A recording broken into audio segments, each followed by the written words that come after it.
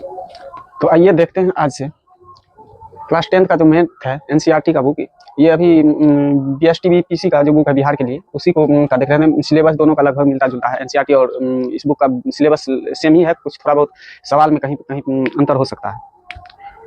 पहला चैप्टर है वास्तविक संख्याएं, रियल नंबर का। इसमें से पहला टॉपिक है यूक्लिड विभाजन प्रमेय का। आइए देखते हैं, इसमें कहता है कि दो धनात्मक पूर्णांक ए एवं बी के लिए ऐसी अद्वितीय पूर्ण संख्याएं क्यू एवं आर विद्यमान है कि ए बराबर में बी क्यू प्लस आर, जहां पे आर का जो वैल्यू होगा जीरो से बड़ा या जीरो के बराबर और बी से छोटा होगा। करा इसके ए के बराबर में ये बी क्यू प्लस में कर देंगे आर। इस चीज को हम लोग पहले से पढ़ते आए हैं, बचपन से ही पढ़ते आए हैं। आइए इसको एक एग्जाम्पल के माध्यम से समझते हैं।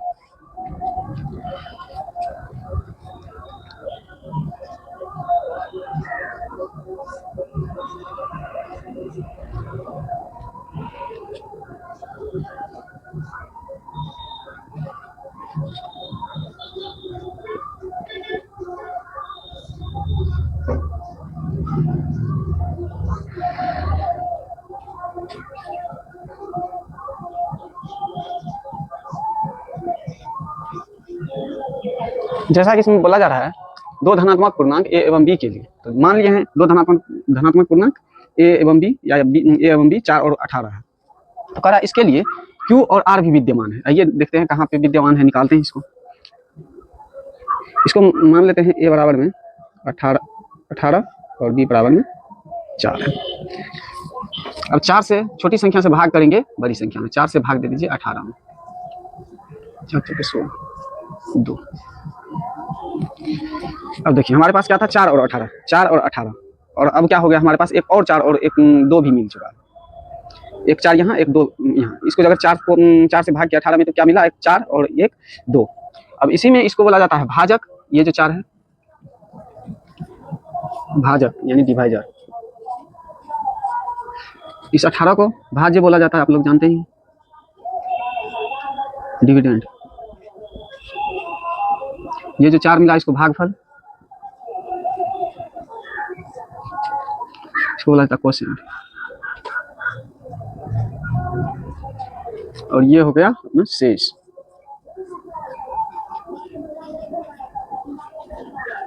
रिमाइंडर। देखिए 18 में 4 से भाग किए तो हमको क्या मिला, भागफल और शेष। यही एक कह रहा है कि दो विद्यमान है क्यू और आर। अब देखिए इसमें कह रहा है यहाँ पे ए बराबर में बी क्यू प्लस आर। अब इसको रख के भी देख लेते हैं। और ये जो हुआ बी आर का वैल्यू, यहाँ पे आर का जो वैल्यू आया है 2, वो कह रहा है बी से छोटा, यानी बी कितना है अपना 4 है, तो 4 से छोटा ही है। अब इसको देखिए एक जगह पे क्या आ गया 18, 18 के बराबर में बी का कितना है 4 गुना क्यू कितना आया 4 प्लस में आर कितना आया, तो 4 गुना 4 प्लस 2 बराबर में 18, यानी कि ये 18 के बराबर में 18 होगा। अब संख्या तो हम लोगों का वही रह गया, लेकिन क्यू आर तो हमको मिला इससे। इसी को क्या बोला जाता है, यूक्लिड डिवीजन लेमा बोला जाता है। इसको या तो ऐसे लिख लीजिए, भाज्य बराबर में भाजक इंटू भागफल फल प्लस में शेष। इसी को लिखा गया है ए बराबर में बी क्यू प्लस आर। अब आर का वैल्यू जो होगा 0 के बराबर भी हो सकता है। अगर पूरा भाग कहीं लग गया तो आर 0 बचेगा, अगर नहीं लगेगा तो 0 से बड़ा होगा, लेकिन बी से हमेशा छोटा होगा, क्योंकि आर का वैल्यू अगर बी के बराबर में हो जाता है तो क्या होगा, एक बार फिर से भाग लग जाएगा। अगर यहाँ पे 4 बचता है, 4 से तो भाग लग ही जाएगा, 4 बचेगा तो बचेगा ही नहीं। 4 से कम 3 बच सकता है, 2 बच सकता है, 0 भी हो सकता है, लेकिन 4 नहीं हो सकता है इस एग्जाम्पल में। इसी को लिखा गया है यहाँ पे आर का वैल्यू 0 से बड़ा या बराबर हो सकता है, लेकिन बी से छोटा। अब इस बुक में एक कहानी है आगे, इसको समझाने के लिए पहेली के माध्यम से दिखाया गया बुक में। इसको कैसे हम समझ सकते हैं, कहानी में है कि एक अंडा बेचने वाला सड़क पे अंडा बेच रहा था। तो क्या हुआ, उसको एक बेरोजगार टाइप का, मतलब जिसके पास कुछ काम धंधा नहीं था, वैसा आदमी उसको मिल गया। वो क्या अंडा बेचने वाले से वो बात करने लग गया। बात करते करते हुए उस दोनों का बात बहस में बदल गया। तो फिर झगड़ा हो गया। तो अंडा बेचने वाला का जो अंडा था टोकरी में, उसको वो क्या दूसरा आदमी जो था वो गिरा दिया। तो अंडा बेचने वाला तब उस आदमी को लेके जाता है गांव के प्रधान के पास पैसा लेने के लिए। पैसा दे नहीं रहा था, तो गांव के प्रधान के पास गया फैसला करवाने के लिए। गांव के प्रधान के पास जाके बोलता है कि ये मेरा अंडा फोड़ दिया है, इसका पैसा दिलवा दीजिए। तो वहाँ पे गांव का प्रधान उससे पूछा कि तुम्हारे पास अंडा कितना था, कितना का पैसा चाहिए, कितना अंडा था तुम्हारे पास। तो वो एक पहेली टाइप में बता दिया। और उसका कहना था, जो अंडा की संख्या बताया, उसका कहना था कि अगर हम 2-2 अंडा एक साथ में गिन रहे हैं, 2-2 का जोड़ा लगा के गिन रहे हैं, 2-2 का जोड़ा लगाने पर क्या होता है, लास्ट में एक अंडा शेष बच जाता है, एक शेष बच जाता है।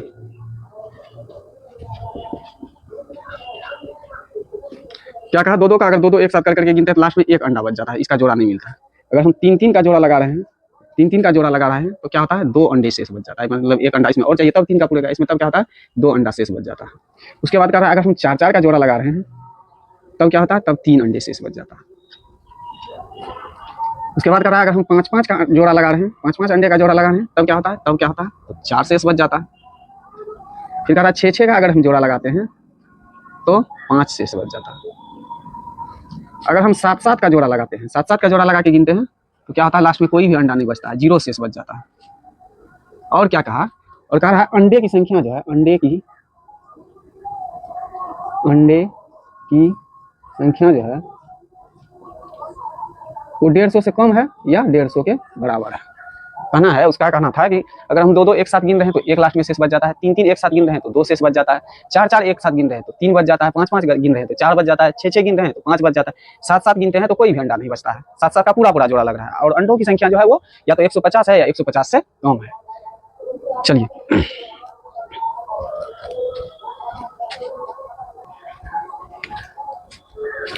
चलिए अब इसको इधर समझते हैं। फिर इसको अब इसको यूक्लिड विभाजन का जो अभी लिखे थे, लिखा हुआ है A equal to B Q plus R, इसके फॉर्म में लिखने की कोशिश करते हैं।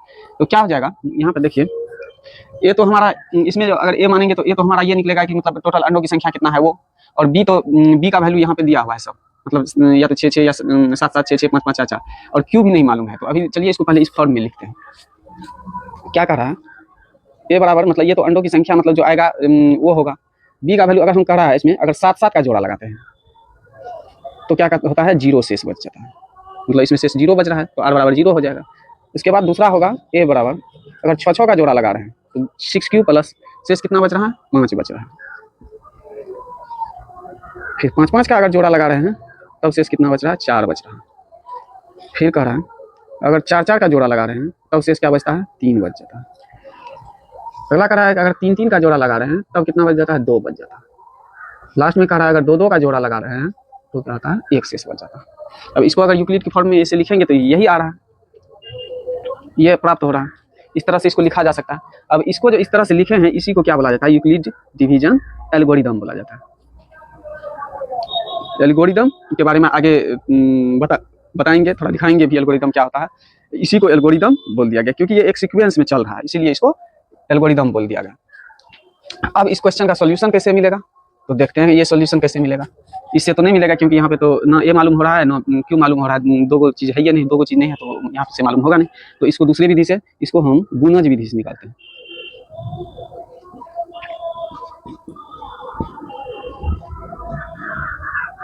गुणज विधि, तो 7-7 में 0 शेष बच रहा तो 7 का गुणज लिख लीजिए।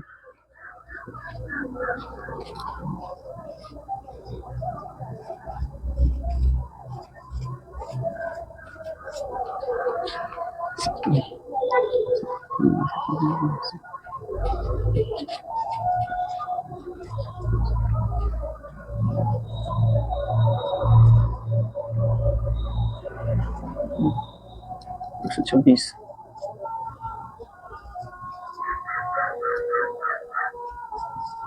और एक आ जाएगा 40, 150 से नीचे तक का जो 7 का गुणज होगा वो हम देख लिए। अब देखिए इसमें क्या करना है, जितना भी सम संख्या है उसको काट दीजिए। ये तो लिखते समय भी नहीं लिख सकते हैं, नहीं लिख सकते थे, लेकिन समझाने के लिए लिख दिए हैं पूरा। जिसमें जिसमें सम संख्या है उसको काट देंगे, कट जाएगा, कट जाएगा, कट जाएगा। क्यों काट देंगे, क्योंकि 2-2 से भाग देने पे सम संख्या में मतलब पूरा भाग लग जाएगा, और कह रहा है 2-2 से 2-2 का जोड़ा लगाने पे एक शेष बच रहा है, तो इसीलिए सम संख्या जितना भी है सम संख्या वाला उसको इसमें इससे हटा देंगे। 2-2 से भाग लगने के बाद शेष बचेगा ही नहीं इस सब, इसलिए क्या करेंगे, इस सब को हटा देंगे।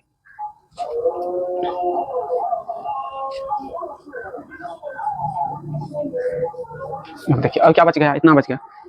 अब देखिए 3 से भी किसी किसी में भाग लग सकता है, 3 3 पे 3 3 से भाग देने पर 2 शेष आना चाहिए, तो 3 से इसमें पूरा पूरा भाग लग जाएगा, तो ये भी कट जाएगा, ये ई कट जाएगा, एक ये भी कट जाएगा, और एक ये भी कट जाएगा, 7 1 8 4 12 ये भी कट जाएगा। अब 3 से भी भाग लगने वाला को इसमें से हम निकाल दिए। अब देखिए अब क्या बच गया, 7 35 49 77 91 119 और 139।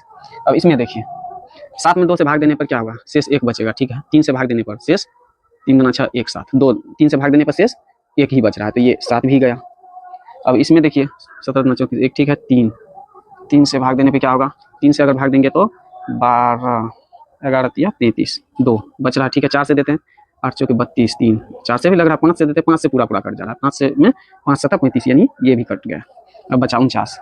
इसमें देखिए 48, 1 2 से तो 1 बचेगा, 3 से देते हैं, 3 से भाग देने पर 15 या 45 16 या 48, 3 से भाग देने पर क्या आता है, 1 शेष बचता है 2, ये भी कट गया। 3 से भाग देते हैं तो 1 ही शेष बचेगा, इसमें अगर 3 से भाग देंगे तो 1 3 1 19 6 18, 1 शेष बच जाएगा। कह रहा है 3 3 का जोड़ा लगाते हैं 2, तो 2 शेष बचना चाहिए, ये भी नहीं पूरा कर रहा है इसको। चलिए अब ये भी मिट गया। अब देखिए 77 में 2 से देंगे तो 1 तो शेष बचेगा, 3 से चेक करते हैं, 6 1 17 5 15, 2 शेष बच रहा है, 3 से भाग देने पे इसमें 2 शेष बच रहा है। 4 से भाग देके देख लीजिए, 4 से भी लग जाएगा, 4 से भाग देंगे 4 3 37 और 8 चुके 32, 5 9 चुके 36 हो जाएगा, 37 है, 9 चुके 36 1, यानी कि 4 से भाग देने पे 1 शेष बच रहा है, ये भी कट गया। 77 भी कट गया। अब 91 को देखिए, 91 में 3 से भाग दे दीजिए, 2 से तो 1 ही बचेगा, 3 से 3 9 कट गया, 1 0, इसमें भी 3 से भाग देने पर 1 आ रहा है, ये भी कट गया। अब 119 से 133 बचा, 119 में लग रहा है, लग जाएगा। 133 को चेक कीजिए पहले, 119 ही लग रहा होगा। 133 में भाग देंगे, देखिए दोनों को करके देखते हैं, 119 में भाग दे रहे हैं, 2 से तो हो ही जाएगा, 1 ही बचेगा, 3 से भाग दीजिए, 9 2 29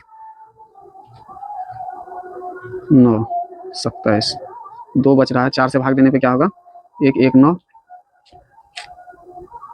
8 3 9 36 3, 4 से भाग देने पे 3 से सारा, चलिए 2 हो गया। 5 से भाग दे रहे हैं, 1 1 9 में 2 10 1 9 19 5 3 15 4, चलिए 4 शेष बचा, 5 से भाग देने में 4 शेष बचा, चलिए यहाँ तक तो सही है, यहाँ तक तो मिल रहा है। 6 से भाग दे के देख लेते हैं, 5 9 59 6 9 6 54, 5 बच रहा है शेष, चलिए ये भी 6 से भाग दे देते हैं, 6 से तो हो गया, 6 से 5 बच रहा है, 7 से तो पूरा पूरा लगेगा ही, क्योंकि ये तो 7 का गुणज ही था, 7 से तो पूरा पूरा लगेगा, 0 शेष बचेगा, उसे करके देख लीजिए, 7 से भाग भी करके देख लीजिए, 1 1 9 7 4 49 7, यानी कि इसमें 0 बच गया आके लास्ट में, यानी कि ये संख्या हमारा कौन था, उस पहली का आंसर कितना अंडा होगा, 119 अंडे था। आइए देखते हैं आगे, वही एल्गोरिथम कह रहा है, सुपरिभाषित चरणों की एक श्रृंखला होती है जो एक विशेष प्रकार की समस्या को हल करने की एक प्रक्रिया प्रदान करती है। उसके बाद है प्रमेयिका, यह एक सिद्ध किया हुआ कथन होता है और इसे एक अन्य कथन को सिद्ध करने में इसका उपयोग किया जाता है।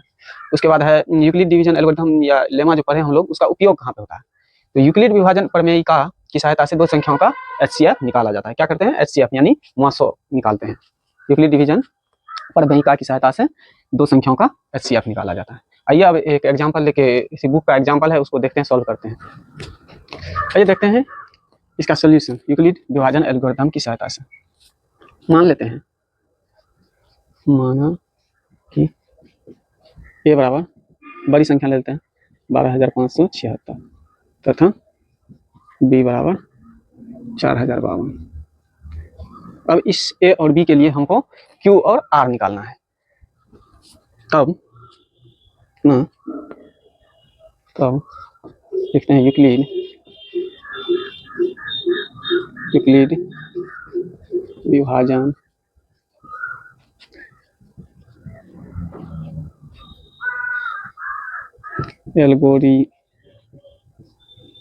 एल्गोरिथम से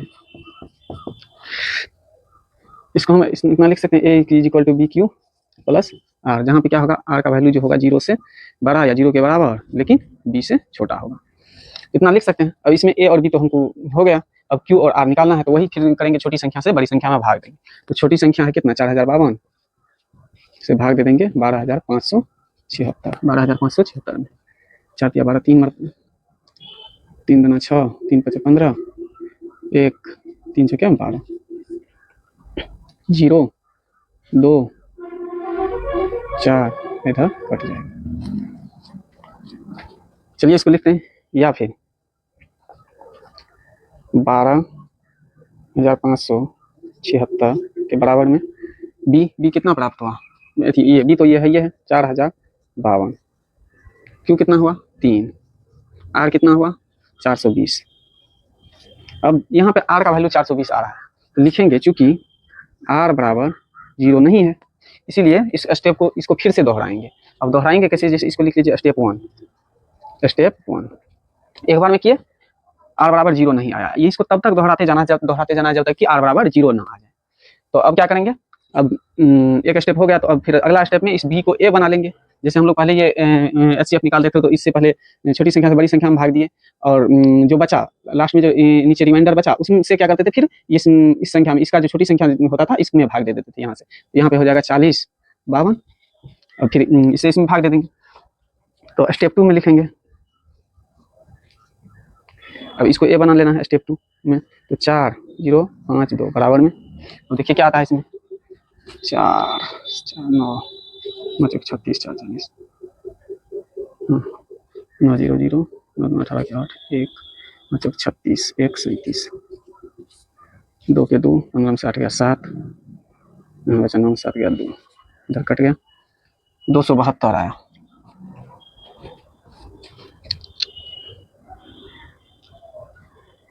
$420 Q9, Q का वैल्यू 9 प्लस रिमाइंडर कितना है 272। अब देखिए इसमें फिर क्योंकि आर बराबर 0 नहीं है, इसलिए फिर अगला स्टेप पे चलेंगे, स्टेप 3। इसको करते जाना है जब तक कि आर बराबर 0 न आ जाता है। चलिए अगला स्टेप पे देखते हैं। अब बच गया था 272 से भाग दे देंगे, 272 से भाग दे देंगे कितना में 420 में, ई लगेगा 272, 10 में से 2 गया 8, 11 में से 4 गया, 11 में से 7 गया 4, और 3 में से 2 गया 1। अगला स्टेप में फिर इसको ए बना लेंगे, 420 बराबर में 272 गुना में 1 प्लस में कितना 148। यहाँ पे आर का वैल्यू अभी भी 0 नहीं आया है, क्योंकि आर बराबर नॉट 0, इसीलिए फिर से स्टेप 4 पे जाते हैं। स्टेप 4 में अब फिर देखिए क्या होगा, 148 से भाग दे देंगे किसमें 272 में, ये लगेगा 1 4 8, 12 में से 8 गया 4, 6 में से 4 गया 2, और 2 में से 1 गया 1। तो चौथा स्टेप फिर अब इस 272 को लाएंगे यहाँ पे बराबर में 148 गुना में 1 प्लस में रिमाइंडर 124 ना 124, अभी भी 124 है, क्योंकि आर बराबर 0 आ नहीं रहा अभी तक। 5 से 4 स्टेप में हो गया है 0, अभी आर बराबर नहीं आया। चलिए अगला स्टेप देखते हैं। 148 1 1 2 4 4 गया 4 बचेगा, और 4 में से 2 गया 2, तो बचेगा 24। स्टेप 5 अब 148 को ए बना लेंगे, यहाँ पे बी को ए बना लेंगे। 148 बराबर में 124 इंटू में 1 प्लस कितना है रिमाइंडर 24, अभी भी 24 है, क्योंकि आर बराबर अभी भी 0 नहीं आया। चलिए एक स्टेप और निकल के आगे, स्टेप 6। अब क्या करेंगे, फिर इस 24 से भागा दे देंगे 124 में, 5 120 4। तो अब इसको फिर ए बना लेंगे, 124 बराबर में 24 गुना 5 120 प्लस में 4।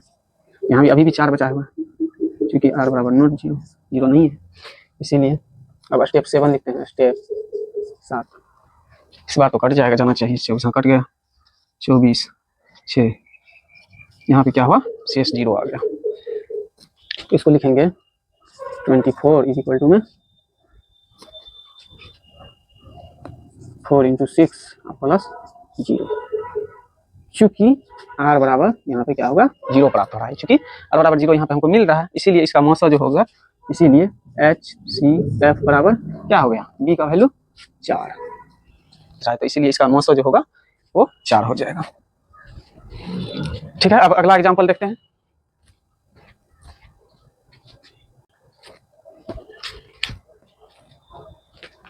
अगला एग्जाम्पल है, दर्शाइए कि प्रत्येक धनात्मक समपूर्णांक 2q के रूप में होता है तथा प्रत्येक धनात्मक विषम पूर्णांक जो है 2q + 1 के रूप का होता है, जहाँ q जो है कोई पूर्णांक है। आइए इसका सोल्यूशन देखते हैं, करते हैं। माना कि a कोई धनात्मक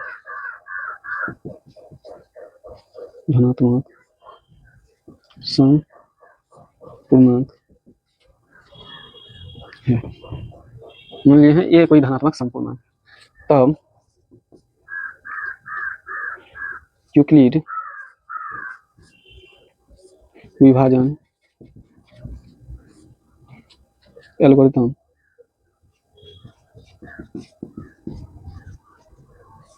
से इसको हम a बराबर में 2, पहला वाला देखिए, यहाँ पे माने है कोई धनात्मक समपूर्णांक है, तो a बराबर में 2 क्यों, r तो इसमें है 0, r तो है ही नहीं, इसमें r है, r बराबर 1 है, इसमें r बराबर कुछ नहीं है, तो यहाँ पे r बराबर क्या हो जाएगा, यहाँ 0 है तो 0, या इसको हम लिख सकते हैं a बराबर 2q। अब q के जगह पे कोई पूर्णांक लेके आगे देखते हैं क्या क्या होता है। चलिए a बराबर में 2 और q की जगह पे एक पूर्णांक कोई लीजिए, 1 ले लेते हैं, बराबर 2 आता है। अगला a बराबर में 2, अगला पूर्णांक लीजिए 2, क्या आता है, 2 दूना 4। a बराबर में 3 ले लीजिए, क्या आता है 6। a बराबर में 4 ले लीजिए, क्या आता है 4 दूना 8। इससे क्या पता चल रहा है, यानी कि a बराबर या a बराबर 2q लिए हैं यहाँ पे, अगर ये कोई भी धनात्मक समपूर्णांक है, कोई भी धनात्मक समपूर्णांक है, तो उससे क्या हो रहा है, q के जगह पर अगर हम कोई भी पूर्णांक ले रहे हैं तो क्या आता है, हमें धनात्मक समपूर्णांक मिल रहा है। अब इसी तरह से दूसरा वाला में देखिए, अगर दूसरा कहता है प्रत्येक धनात्मक विषम पूर्णांक 2q + 1 के रूप का आता है, तो इसमें भी ले लीजिए, माना कि a कोई धनात्मक विषम पूर्णांक है, विषम पूर्णांक है, तब यूक्लिड विभाजन एल्गोरिथम से इसको भी वैसे ही लिख सकते हैं, a बराबर में 2q + 1, क्या है 2q + 1 है, इतना लिख सकते हैं। अब इसमें क्योंकि इस वाला में q की जगह पे अलग अलग पूर्णांक लेके देखते हैं। a बराबर में 2, पहला पूर्णांक लेते हैं +1, बराबर में क्या हो जाएगा, 2 का 2 + 1 क्या हो जाएगा 3। दूसरा लेते हैं 2 + 1, 2 दूना 4, 1 5। तीसरा ले लेते हैं 7। चौथा ले लेते हैं 9। अब इस साइड में हमको क्या मिल रहा है, ये कोई धनात्मक विषम पूर्णांक मान लिया, तो इसका दिया हुआ है 2q + 1, यानी कि v की जगह पे 2 दिया हुआ है, q के जगह पे अगर हम पूर्णांक ले रहे हैं तो इससे क्या प्राप्त हो रहा है हमको, प्रत्येक में विषम पूर्णांक प्राप्त हो रहा है। इसमें क्या प्राप्त हो रहा है, 2q वाला में सम पूर्णांक प्राप्त हो रहा है। तो अब हम अतः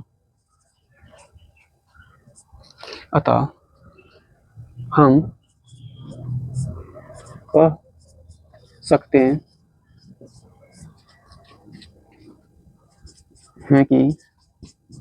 हैं कि कोई भी धनात्मक सम पूर्णांक 2q के रूप का होता है तथा धनात्मक विषम पूर्णांक 2q + 1 के रूप का होता है। टू क्यू वाला में हमको सब प्रत्येक में स्थिति में क्यू के प्रत्येक मान के लिए हमको क्या मिल रहा है, सम पूर्णांक मिल रहा है धनात्मक, और टू क्यू प्लस वन के लिए हमको क्या मिल रहा है प्रत्येक स्थिति में विषम पूर्णांक धनात्मक विषम पूर्णांक मिल रहा है। तो इसलिए हम कह सकते हैं कि कोई भी धनात्मक समपूर्णांक टू क्यू के रूप का होता है तथा धनात्मक विषम पूर्णांक टू क्यू प्लस वन के रूप का होता है, क्योंकि इसमें अगर कोई भी क्यू के लिए पूर्णांक लेते हैं तो विषम संख्या आ रहा है, और इसमें अगर कोई भी क्यू का वैल्यू ले रहे हैं तो क्या आ रहा है, सम संख्या। ठीक है, अब अगला एग्जाम्पल देखिए।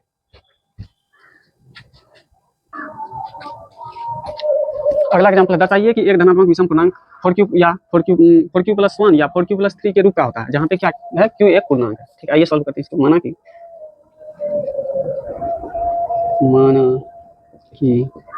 ए कोई धनात्मक विषम पूर्णांक है, इसलिए यूक्लिड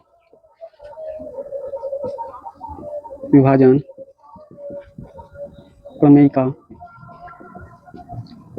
परिमेय से हम इसको ए बराबर में बी क्यू प्लस आर लिख सकते हैं। यहाँ पे क्या होगा, आर का यहाँ पे क्या होगा, आर का जो वैल्यू होगा जीरो के बराबर या जीरो से बड़ा होगा, लेकिन बी से छोटा होगा। अब देखिए इसमें बी की जगह पे क्या है, 4 है, बी की जगह पे 4 एक, और आर का वैल्यू क्या है 1 और 3, इसमें एक यहाँ पे 1 और यहाँ पे 3, तो बी की जगह पे 4, तो आर का वैल्यू हमको क्या लेना है, तो आर का वैल्यू हो सकता है क्या, जीरो हो सकता है, जीरो के बराबर, और 1 2 और 3, क्योंकि बी तो 4 है तो 4 से छोटा ही होना चाहिए, तो 0 1 2 और 3 हो सकता है। तो चलिए इस वैल्यू को इसमें रख के देखते हैं क्या क्या आता है।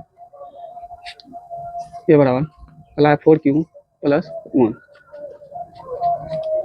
या इसको ए बराबर में 4 क्यू एक पूर्णांक है तो पूर्णांक ले लीजिए 1 प्लस पहला आर का वैल्यू 0, तो इससे क्या होगा, प्राप्त हो रहा है 4 का 4 प्लस 0 4 प्राप्त हो रहा है। दूसरा ये बराबर 4 गुना क्यू की जगह पे 2 ले लीजिए, अगला प्लस अगला आर का वैल्यू 1, 2 दूना 4 1 5 नहीं 4 में 8 1 9, ये बराबर 4q प्लस क्यू 3 प्लस अगला R2 12 2 14, ये बराबर चौथा वैल्यू ले लीजिए 4 प्लस आर का 3 4 से 16 और 3 19। अब देखिए आर के चारों वैल्यू के लिए यहाँ पे एक में 4 आ रहा है, एक में 9 आ रहा है, एक में 14 आ रहा है और एक में 19 आ रहा है। तो इसमें देखिए विषम कौन कौन से मिल रहा है, विषम इसमें मिल रहा है और विषम इसमें मिल रहा है, क्योंकि ये 14 4 और 14 तो सम संख्या आ रहा है। अब लिखेंगे चूंकि ए बराबर 4q प्लस, देखिए 4q प्लस 1 तथा बराबर में 4q प्लस 3 से ही हमें धनात्मक विषम पूर्णांक प्राप्त होता है।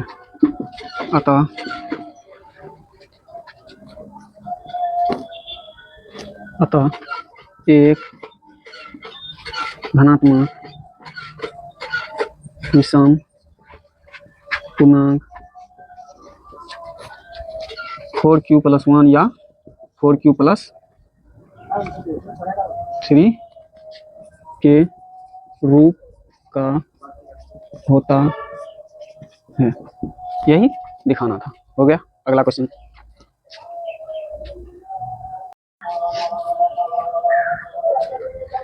चौथा एग्जांपल है, एक मिठाई विक्रेता के पास 420 काजू की बर्फियां और 130 बादाम की बर्फियां हैं। वह इसकी ऐसी ढेरियां बनाना चाहता है कि प्रत्येक ढेरी में बर्फियों की संख्या समान रहे तथा ये ढेरियां बर्फी के परात में न्यूनतम स्थान घेरे। इस क्रम के लिए प्रत्येक ढेरी में कितनी बर्फियां रखी जा सकती है। बराबर बराबर ढेरी, मतलब प्रत्येक जितना भी ढेरी लगाएगा उसमें प्रत्येक में बराबर बराबर बर्फियां आना चाहिए। क्या करेंगे, देखते हैं सॉल्यूशन। यूक्लिड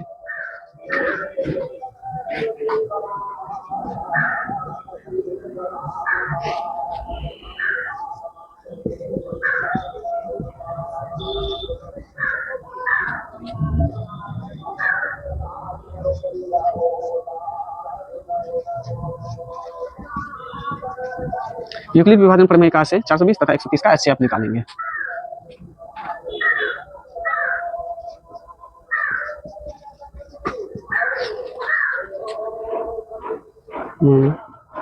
ए बराबर 420 तथा बी बराबर में 130। और क्या करेंगे, छोटी संख्या से बड़ी संख्या में भाग देंगे, यानी 130 से भाग दे देंगे 420 में, 130 300, 0 3 9 3 0, 12 में से 3 9 गया 3, कट जाएगा। पहला स्टेप है स्टेप वन। स्टेप वन में क्या आया, 420 बराबर में 130 गुना 3 प्लस में शेष कितना बच रहा है 30। यहाँ पे चूंकि r बराबर 0 नहीं है इसलिए स्टेप को जारी रखेंगे। स्टेप दूसरा देखते हैं। अब जो बचा है 30 से भाग देंगे 130 में, 30 चौक 120, 4 में 120, तो 0 1 और कट गया। अब 130 को यहाँ ले आएंगे, 130 बराबर में